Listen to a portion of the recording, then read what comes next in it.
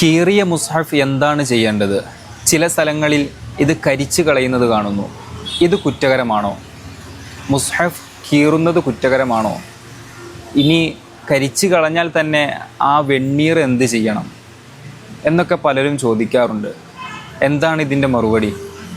മഹാനരായ സൈനുദ്ദീൻ മഖ്ദൂം തങ്ങൾ രചിച്ച ഫതുഹുൽ മുഈൻ എന്ന ഗ്രന്ഥത്തിൽ കൃത്യമായി പറയുന്നത് കാണാം.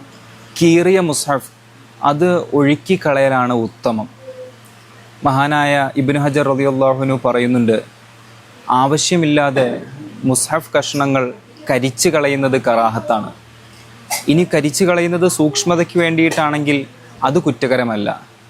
എങ്കിലും ആ മുസ്ഹഫിൻ്റെ പേജുകൾ കഴുകി മാറ്റാൻ പറ്റുമെങ്കിൽ അതാണ് ഏറ്റവും നല്ലത്. ഇനി മുസ്ഹഫ് കരിച്ചു കളയൽ നിർബന്ധമാകുന്ന ഒരു ഘട്ടമുണ്ട്. ഏതാണ് ആ ഘട്ടം?